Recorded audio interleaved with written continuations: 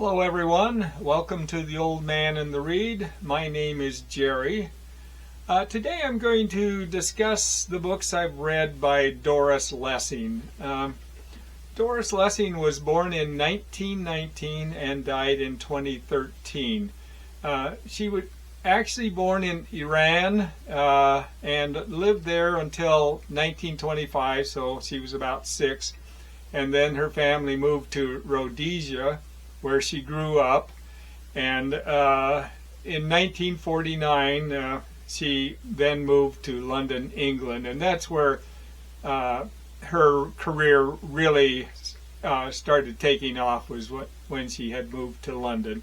But she was the Nobel Prize winner for literature in 2007, and she's basically the person or the writer that's responsible for me getting involved in all of the literary award winners that I've read, because when she had won, she's somebody I had read several of her books, and when I saw she had won, I started wondering how many other writers I had read that were Nobel Prize winners, and I discovered I had read several of them, and that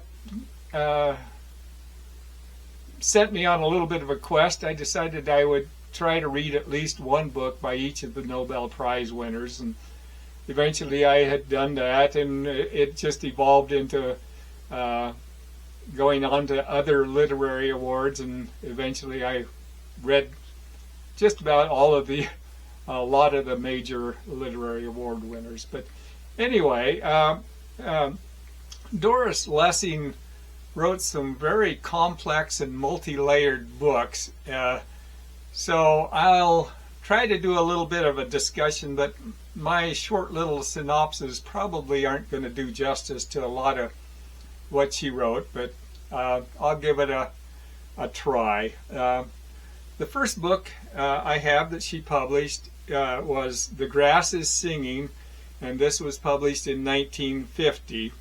It's set in Rhodesia in the 1940s, and the book begins with the death of Mary Turner and the arrest of her servant Moses. But then the book begins giving her story. When she was abused as a child, and that formed a complex for her, and she was unable to really form a relationship with men. But unfortunately, as she grew older, she started being teased and ridiculed for not having a man, and so she decided that she would change that. And she unfortunately met and married a man that she virtually didn't know, but she did it just to get married. He was a very incompetent farmer who owned just a real failing subsistence farm out in the outback of Rhodesia. So she married him and moved in there. Life was okay for a while, but soon she became very depressed with her circumstances and started having problems. She was fairly racist and didn't get along with the black workers that were in the area, but they hired a servant for her, Moses, that she basically became very dependent on, and it became kind of a hate-love relationship, and that's what led to the ultimate fate in the story. The next book she published was Martha Quest in 1952. And to be honest, this is one of the later books that I read from her that I got because of the title, Martha Quest, and this is part of a series of books titled The Children of Violence. And so I was expecting some kind of an adventure story out of it, but it wasn't. It's basically an autobiography of Doris Lessing herself, a fictional autobiography, and it's about a young girl living on a poor farm in Rhodesia. And she grows up to become a typist, and the story is about her experiences in her life in the city. The next book I have is the Golden Notebook, and this is the book that really got Doris Lessing well known, I think. This follows Anna, who is a novelist who had a fairly successful first novel, but then she developed a writer's block, and she in order to try to help herself with it, she started writing. She eventually ended up writing 4 separate notebooks, each a different color, and each about different aspects of her life. And then she formed she had several relationships, but she had a relationship with an American man that somehow seemed to block her writer's, or seemed to clear up her writer's block, and she then wrote what was the Golden Notebook, and this combined all of the other notebooks into that. That's not a very good description of the book. It's a very complex subject, but that's kind of a synopsis. The next book she published was in 1971, A Briefing for a Descent into Hell. And this follows a man, Charles Watkins, who is found wandering on the streets of London. He's very disoriented and appears to have amnesia, and so is taken to a psychiatric hospital. At the hospital, he tells a story about being marooned on an island with strange creatures, and he has several different dreams and stories that are very bizarre, and then he attempts to try to make sense out of his dreams. He eventually becomes convinced that he is not actually Charles Watkins, but he's someone else who's been reincarnated into the body of Charles Watkins. And so he rejects his former life. But it's really a question about our perceptions of reality. It's really a fascinating book. The next book was published in 1985, and this is The Good Terrorist. This follows Alice, who is a very naive young woman from a well-to-do family, but she ends up moving into a squat house with several radicals in London. She starts becoming involved in some of their terrorist activities, and then she starts questioning some of those activities and wondering if the end actually, or if the means actually justifies the end. But then she actually continues in following those activities and leads to an ultimate fate. The next book she published, or that I have, it was published in 1988, and this is the fifth child. And this is about a couple, Harriet and David, who meet and get married and decide they want to have a large family. So they have 4 children, and then there is a 5th pregnancy, and Ben is born. Ben is a very dysfunctional child and brings a lot of misery to their life. The next book I have was published in 1999, and this is Mara and Dan. And this is set in the distant future during an ice age. It's on a land that is the only land on Earth that's not submerged by ice. But Mara and Dan are a brother and sister who were born to the rock people, but they were taken in by an old woman in a poor village. But anyway, the story takes place during a severe drought, and the two are forced to journey to the north, and the story is basically their story traveling through the devastated land.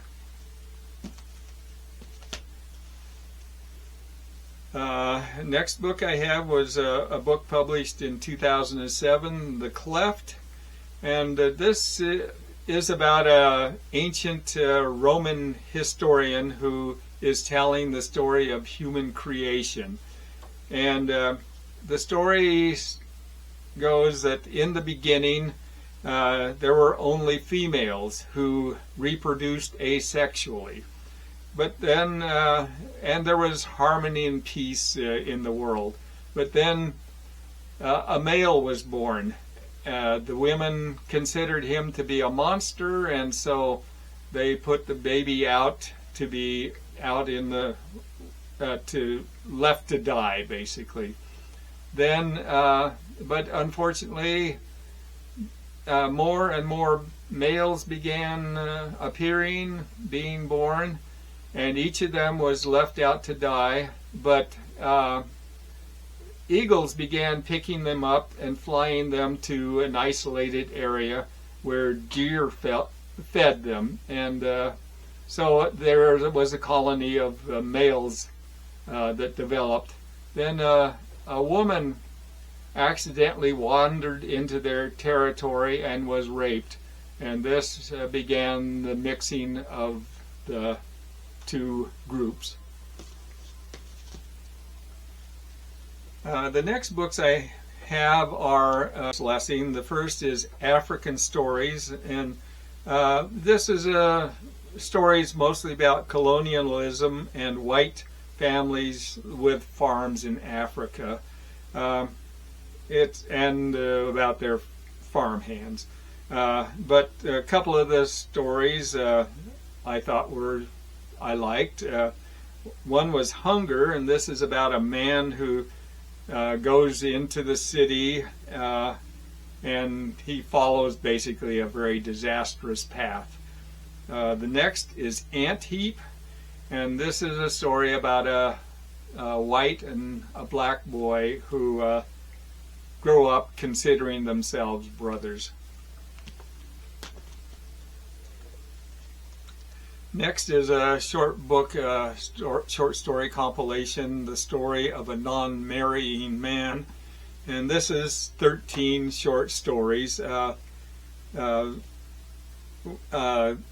them, of the ones I like, The Temptation of Jack Orkney. And this is about the self-doubts of a aging social activist. Report on the Threatened City. And this is a story written as if a report, similar to her Canopus,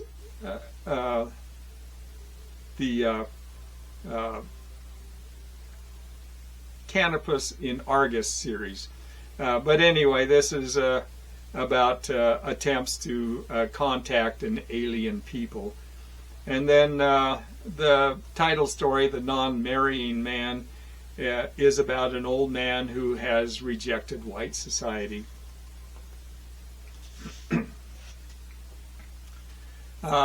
Next is Stories. This is a compilation of all of her short stories, including the ones from the Non-Marrying Man, of stories not set in Africa.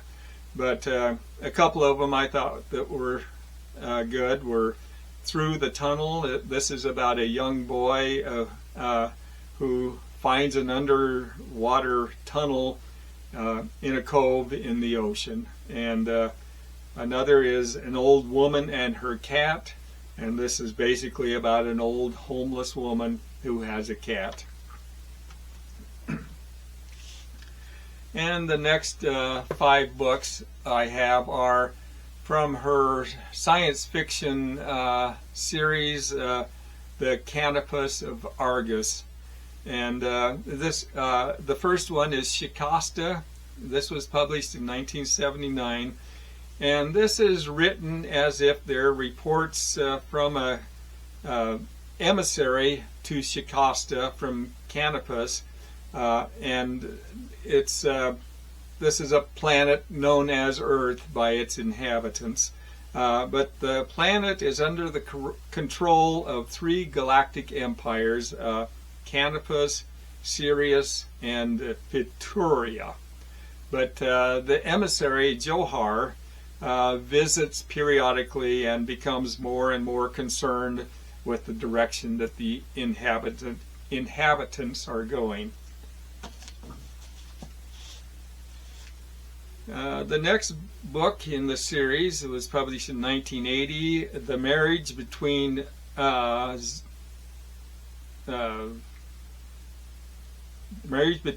Zones 3, 4, and 5. And it's kind of a meandering, confusing tale. It's about a marriage that's been arranged by some mysterious overseer between the queen of the peaceful Zone 3 and the king of a warlike Zone 4. And then Zone 5 is more of a tribal zone, but there are 6 zones that encircle Shikasta.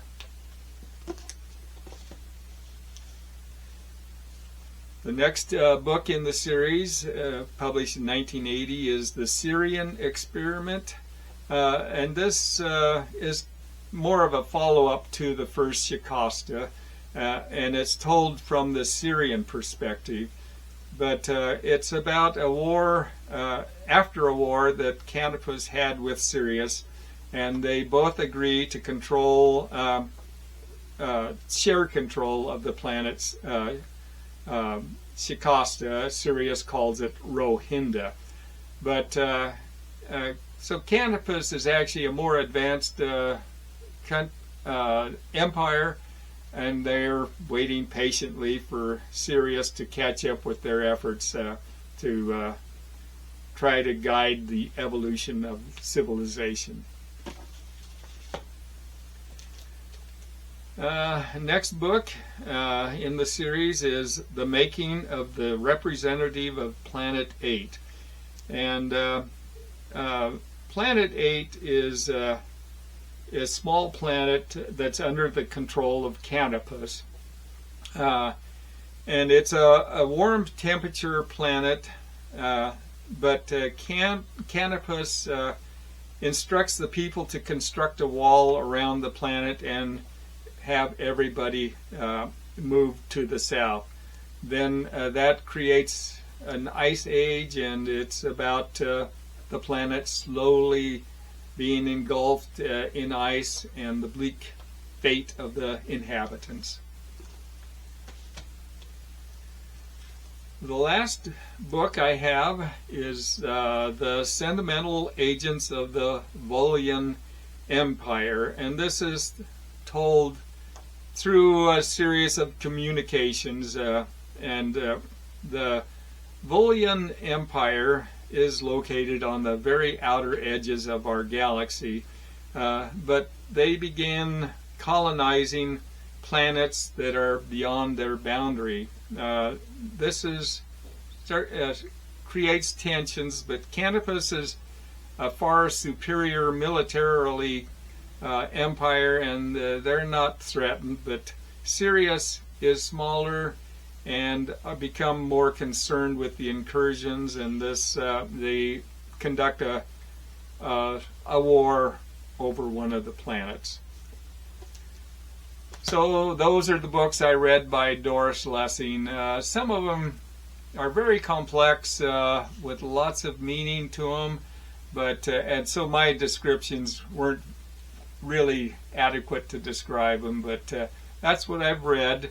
So I want to thank you for watching, and hopefully you'll watch another video. Thanks.